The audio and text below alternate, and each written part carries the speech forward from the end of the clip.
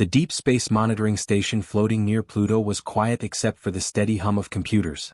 Lieutenant James Parker sat at his desk, watching the green lines move across his screen. For 3 years, he had listened to alien messages from the Galactic Council. Usually they talked about trade deals and boring political stuff. But today was different. The alien voices coming through his headphones sounded scared. James turned up the volume and listened carefully. The words made his blood run cold. "Outer Rim evacuation complete," said one alien voice.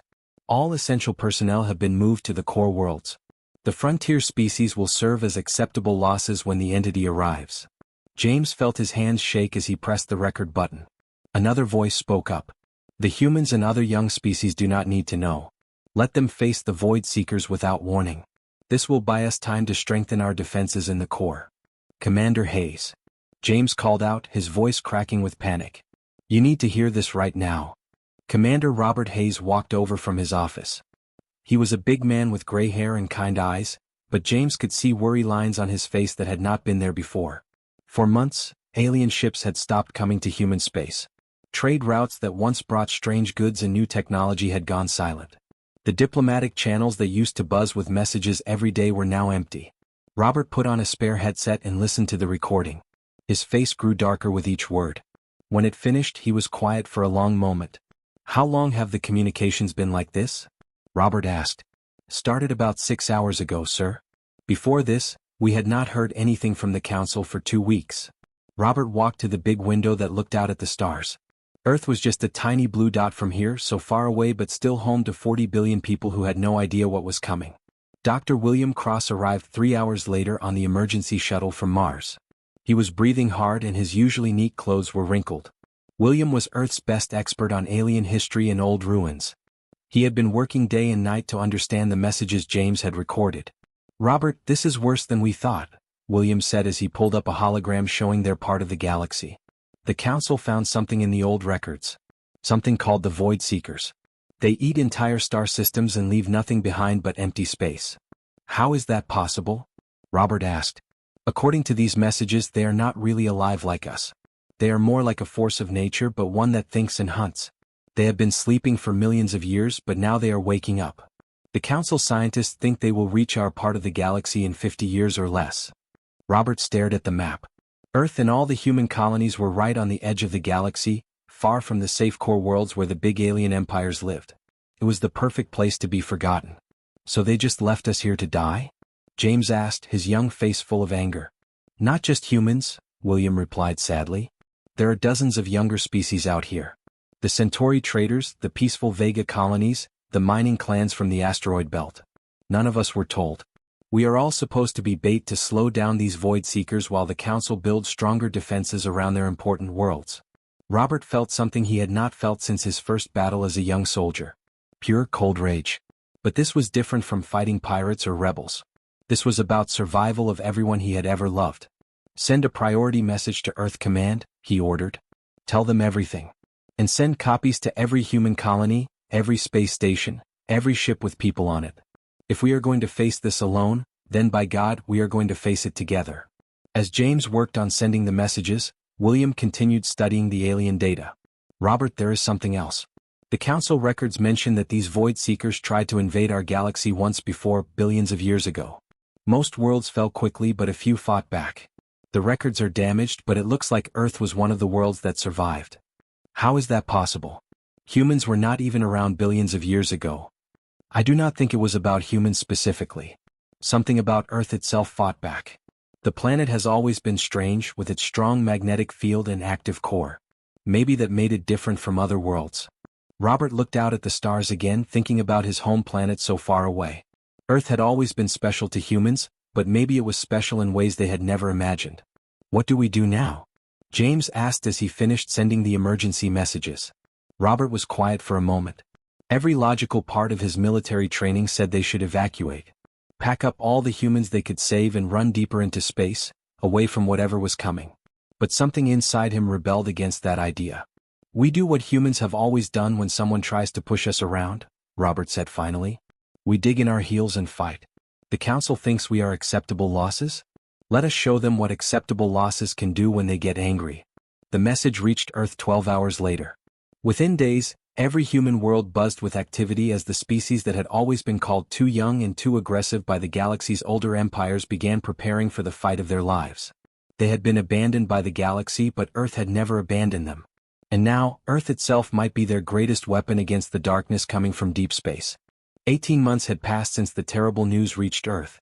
In the biggest meeting room of the United Earth Defense Command, Admiral Thomas Mitchell looked at hundreds of faces staring back at him. Scientists, soldiers, engineers, and leaders from every human colony had come together. The room was so quiet you could hear people breathing. "We now know what is coming for us," Thomas said in his deep, steady voice. "They are called the Void Seekers. They do not just destroy planets. They eat the life force from entire worlds, leaving nothing but dead rock floating in space." Dr. Emily Watson stood up from her seat in the front row. She was a small woman with bright eyes who had spent her whole life studying alien creatures. But what she had found on Mars was not about aliens at all. It was about Earth. 3 weeks ago, we found something incredible in the old ruins on Mars, Emily announced. The ruins are much older than we thought. They tell a story about Earth fighting these same creatures billions of years ago. Our planet did not just survive. It won. Captain Michael Davis raised his hand. He had just come back from the outer colonies where people were scared but determined. "Dr. Watson, what makes humans different from all the other species that ran away?" Emily smiled, but it was not a happy smile. "Honestly, we are too stubborn to know when to quit. Every species that faced the Void Seekers before eventually gave up hope. They fell into despair, and that made it easier for the creatures to drain their life away. But humans do something different. When things get really bad, we get angry instead of hopeless." The room filled with nervous laughter. People knew it was true. Humans had always been the species that fought harder when things looked impossible. Thomas raised his hand for quiet. "This is not about being tough just to look good. We have studied human brain patterns compared to other species. When we face extreme danger, our brains work differently. Something about the way we think seems to disrupt the Void Seekers' ability to feed on us." Over the next few months, every human world changed completely. On Luna, Dr. Charles Turner worked with teams of engineers to build new weapons. They used Earth's strange magnetic field properties to create guns that could shoot pure electromagnetic energy. The weapons were unlike anything humans had ever built before. On Mars, Colonel Catherine Brooks trained ordinary people to be soldiers. Farmers learned to use plasma rifles. Shop workers practiced fighting in zero gravity. Parents taught their children how to hide in bunkers that could protect them from creatures that ate life itself. But the strangest changes happened on Earth. The planet itself seemed to know something was coming. The northern lights, which usually only appeared near the poles, started showing up all over the world. Green and blue curtains of light danced in the sky above every city. Deep under the oceans, monitoring stations detected weird energy readings. The sounds coming from the deepest parts of Earth's core were not random. They had a pattern like a giant heartbeat getting faster. Dr. William Cross called Emily from his research station in Antarctica. "Emily, you need to see this data. The energy readings from Earth's core match the same patterns we found in the Martian ruins. It is like the planet is waking up." Emily studied the information on her computer screen. The numbers made no sense according to normal science, but they matched perfectly with the ancient battle records from Mars. "William, I think Earth is not just getting ready to protect us. I think it is getting ready to fight alongside us." Meanwhile, on the space stations orbiting Earth, strange things were happening too.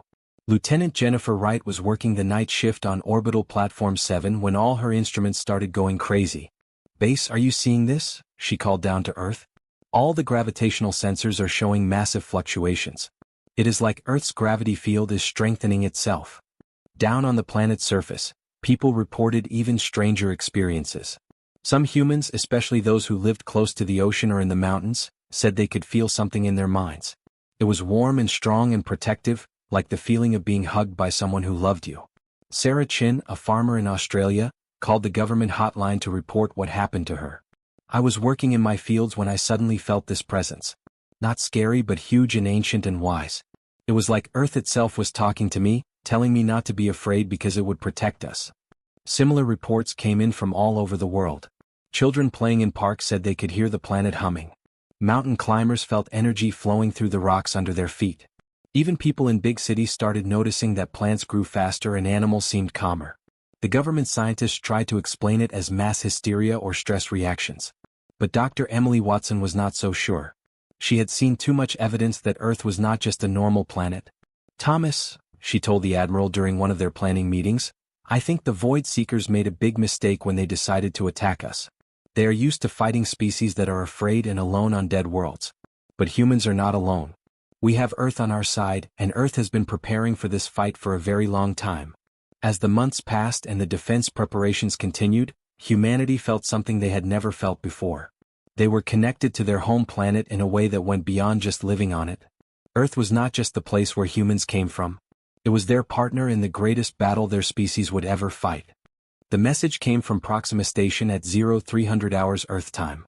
Captain Daniel Foster's voice crackled through the deep space radio, broken and filled with static. Admiral Thomas Mitchell woke up in his quarters and rushed to the command center. "Admiral, we are getting something from Proxima," the radio operator said with worry in her voice. "But sir, it does not sound good." Thomas grabbed the microphone. "Daniel, this is Admiral Mitchell. Report your status." The answer made Thomas's blood freeze. "Sir, they are here, but they are not ships like we expected. They are living shadows that eat light itself, losing people fast. Tell Earth to prepare for." The transmission cut to dead silence. For 3 days, Earth Command tried to contact Proxima Station. Nothing came back but empty space noise. Finally, a rescue ship reached the Proxima system and found something that would haunt human nightmares forever. The space station was still there, but it was wrong. The metal hull had turned black and looked like it was melting. The lights inside flickered weakly like dying candles. When the rescue team went inside, they found the station empty except for one person. Lieutenant Jennifer Wright sat in the medical bay, alive but shaking like a leaf. Her hair had turned white and her eyes stared at nothing. When Dr. Emily Watson examined her, Jennifer could barely speak above a whisper. "They came out of the darkness between stars," Jennifer said, her voice hollow and scared. "Not in ships. They were the darkness. Like living shadows that moved and thought and hunted. When they touched people, the people just faded away. First their hope died, then their bodies followed." Emily held Jennifer's hand gently.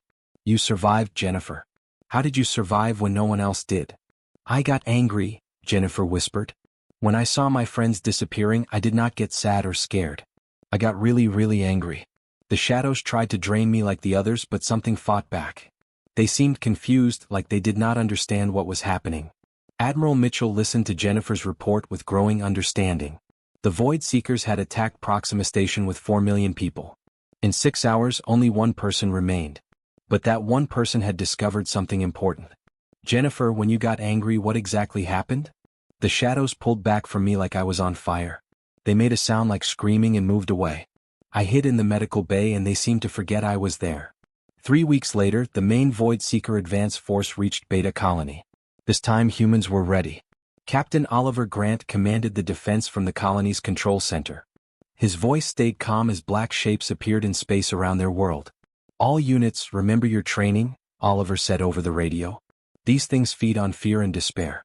So we are going to give them something else instead. We are going to give them human anger and human stubbornness." The battle for Beta Colony was terrible but amazing. The Void Seekers came down from space like living nightmares. They looked like shadows with too many arms and eyes that burned with cold fire. When they touched buildings, the metal turned black and crumbled. When they got near people, those people felt their hope drain away like water from a broken cup. But the human defenders did something that surprised everyone, including themselves. Instead of breaking down when things got worse, they fought harder. When Sergeant Tom Baker saw his friends disappearing into shadow, he did not cry or run. He picked up a bigger gun and started shooting with twice as much determination. "You want to eat something?" Tom yelled at the creatures. "Try eating this." His electromagnetic rifle sent bolts of pure Earth energy into the shadows. Where the energy hit them, the Void Seekers screamed and pulled back. All across the colony, the same thing happened. When Private Lisa Murphy saw civilians trapped in a building, she did not abandon them to save herself. She ran toward the danger, carrying children to safety while shadows tried to drain her life force. But her determination to protect the innocent made her stronger, not weaker. The most amazing thing happened when the colony's people started working together. A group of miners used their equipment to rescue soldiers trapped under rubble. Scientists shared their knowledge to make better weapons. Even children helped by carrying medical supplies to wounded fighters. Every time humans showed courage instead of fear, or helped others instead of running away, the Void Seekers seemed to get hurt. They would pull back and make sounds like they were in pain. Dr. Watson studied the battle recordings with excitement. "Thomas, this is incredible. Look at these readings. Every time our people show determination or sacrifice for others, the creature's energy levels drop. It is like human goodness is poison to them. Captain Grant's final report from Beta Colony was short but important. Admiral, we held them off. They retreated back into deep space, but they will be back with more of their kind. However, we learned something today. These things have never faced a species like us before. They are used to fighting people who give up. They do not know what to do with people who get stronger when things get bad. The news of Beta Colony's successful defense spread through all of human space. For the first time since learning about the Void Seekers, people felt hope instead of fear. They were not helpless victims waiting to be eaten. They were humans, and humans had something the galaxy had never seen before. They had the ability to turn their darkest hour into their finest moment. 3 days before the main Void Seeker fleet reached Earth's outer system, strange things began happening all over the planet. The northern lights, which usually only appeared at the north and south poles, suddenly spread across the entire world. Green and gold sheets of light danced in the sky above New York, London, Tokyo, and every other city on Earth. Dr. William Cross stood in his research station in Antarctica, watching his instruments go crazy. The readings made no sense. Energy was pouring out of the Earth's core at levels that should have been impossible. Emily, are you seeing this? He called his colleague on the radio. Dr. Emily Watson was at the main research center in Colorado, and her instruments were showing the same impossible readings. William, the energy patterns match exactly what we found in the Martian ruins, Emily said, her voice full of excitement and fear. Earth is not just getting ready to defend itself. It has been preparing for this fight for billions of years. Deep under the Pacific Ocean, the research station at the bottom of the Mariana Trench detected massive energy pulses coming from the Earth's core. The pulses had a rhythm like a giant heartbeat that was getting faster and stronger. But the strangest reports came from ordinary people all over the world. Sarah Thompson was walking her dog in a park in London when she suddenly stopped and put her hand to her chest. I can feel it, she whispered to her husband. Something huge and ancient and protective. It feels like the planet itself is alive and aware. Similar reports flooded in from every continent. Children playing in schoolyards said they could hear the earth humming. Farmers working in their fields felt energy flowing up through the soil. Even people in big cities started noticing that the ground under their feet felt warm and somehow alive. Admiral Thomas Mitchell stood in the command center deep under the Rocky Mountains, watching the biggest space battle screen ever built. The main Void Seeker fleet was approaching fast. There were hundreds of them, each one a shadow creature big enough to swallow a city. All orbital defenses report ready, Captain Helen Murphy announced from the Space Command Station. Above Earth, the largest fleet humanity had ever assembled waited in orbit. Every ship, every weapon, every brave soul was ready to fight for their home. Sir, they are entering the outer system, reported Lieutenant David Thompson from his sensor station. I count over 300 individual entities. Each one is reading as large as a small moon. As the first Void Seekers crossed into Earth's solar system, something incredible happened. The space around them began to bend and twist. Gravitational forces that came from nowhere grabbed the lead shadow creatures and crushed them like insects. Electromagnetic pulses far more powerful than anything human technology could create swept through their formation. Where is that coming from? Admiral Mitchell demanded. Sir, Lieutenant Thompson said with amazement in his voice, it is coming from Earth itself. The planet's magnetic field has increased by 1,000%. The gravitational readings are off the charts. But the enemy was vast. Even with Earth's mysterious defenses destroying dozens of Void Seekers, hundreds more kept coming. They moved through space like a spreading stain of darkness, eating the light from stars as they passed. Estimate 12 hours until they reach Earth's atmosphere, Thompson reported. As the first shadow creatures entered Earth's upper atmosphere, the planet's response was immediate and impossible to explain. The ground began to shake, but not from earthquakes. The tectonic plates were moving in coordinated patterns, redirecting massive amounts of energy from the Earth's core to the surface. Mountain ranges all over the world began to glow with strange crystalline formations that pushed up through the rock. Dr. Cross recognized them immediately from his studies of the Martian ruins. They are the same defensive structures we found on Mars, he announced over the command radio. But these are 1,000 times bigger. Earth has been hiding these weapons for billions of years, waiting for this moment. Captain Lisa Parker led her fighter squadron in the desperate battle above London when she felt something she had never experienced before. A warm, powerful presence filled her mind. It was not human, but it was not alien either. It was ancient and wise and protective. This is incredible, she gasped over her radio. "It feels like Earth itself is fighting with us. Like the planet is alive and it cares about us." All around the world, every human defender felt the same thing. The planet's mysterious energy was not just protecting them from the Void Seekers. It was flowing into their minds and hearts, making them braver, stronger, more determined than ever before. Private James Wilson was defending a refugee center in Australia when a massive shadow creature landed near his position. The thing was 50 feet tall and radiated despair so powerful that grown men fell to their knees crying. But James felt Earth's strength flowing through him. "You picked the wrong planet to mess with," he shouted, firing his weapon at the creature. The electromagnetic pulse that came from his gun was 10 times more powerful than it should have been. The shadow screamed and dissolved into nothing. The same thing was happening everywhere. Human weapons powered by Earth's energy were destroying Void Seekers that should have been impossible to kill. Human courage boosted by the planet's ancient will was turning the tide of battle. As the sun rose over the battlefield, the surviving Void Seekers retreated into deep space. They had never faced anything like this before. A planet that fought alongside its people. A species that grew stronger when challenged. A world that had been preparing for this war since before humans even existed. Earth had awakened and it was angry.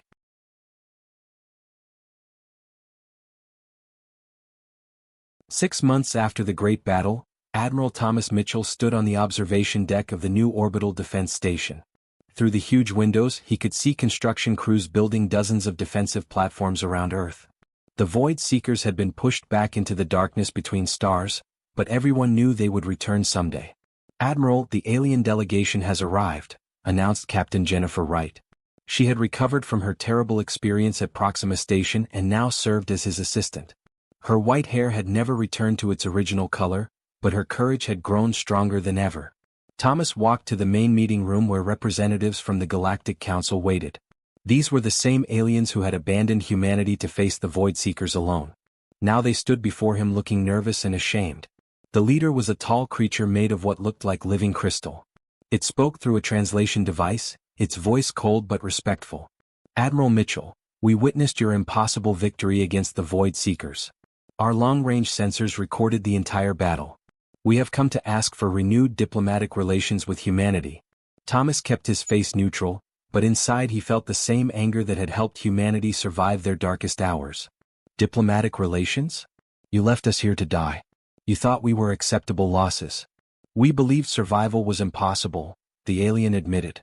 "No species had ever defeated the Void Seekers before. We were wrong. We wish to return to the outer rim of the galaxy under your protection."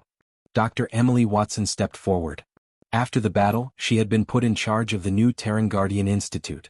"The energy field that Earth generates now extends throughout our solar system and beyond. Any world within its influence gains resistance to the Void Seekers. But that protection comes with conditions." The alien delegation listened carefully as Emily explained the terms. Humanity would not rule over other species like the old galactic empires had done. Instead, they would protect any world that asked for help, but those worlds would have to contribute to the common defense and treat all species with respect. "We do not want to be emperors," Thomas said firmly. "We want to be guardians. We will stand between you and the darkness, but we will not own you or control you." Over the following months, something amazing happened in the outer rim of the galaxy. Species that had been abandoned by the great empires began arriving at human worlds, asking for protection.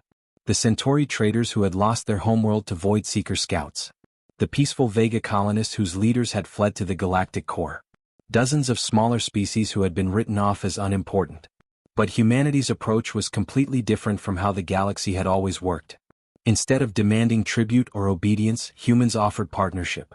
Instead of building an empire, they built something the galaxy had never seen before. A true alliance based on mutual protection and respect. Captain Oliver Grant stood on the bridge of the exploration ship New Dawn as it approached a planet full of refugees from the galactic core. Oliver was now one of the first Terran Guardians, humans who had been changed by their connection to Earth during the Great Battle. "This is Guardian Command to Refugee Fleet Sigma 7, Oliver announced over the radio. "Welcome to the Outer Rim territories. Here no one fights alone and no one is left behind." The refugees were a mix of different alien species who had fled their homes when the Void Seekers first appeared. They had been wandering space for months, looking for somewhere safe to land. The galactic empires had turned them away, saying they had no room for worthless refugees. "Guardian Command," came a tired voice from the refugee ships.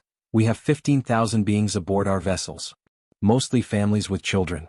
We have little to offer in return for sanctuary. You do not need to offer anything, Oliver replied with warmth in his voice. Protecting people who need help is what we do. We have prepared a world for you with clean air, fresh water, and fertile soil. All we ask is that you help us watch for the void seekers and assist other refugees when they arrive. As the years passed, the Outer Rim became the strongest and happiest part of the galaxy. The abandoned frontier was now home to hundreds of different species living and working together. They built cities where human children played alongside alien youngsters. They created schools where Earth scientists taught beside scholars from a dozen different worlds. Most importantly, they built the Guardian Network. Humans who had bonded with Earth during the Great Battle could extend the planet's protective energy to distant worlds. These Terran Guardians traveled throughout the Outer Rim, setting up defensive shields on planets that asked for protection. General Patricia Harrison, now commander of the Guardian Corps, often visited the refugee worlds to see how they were doing.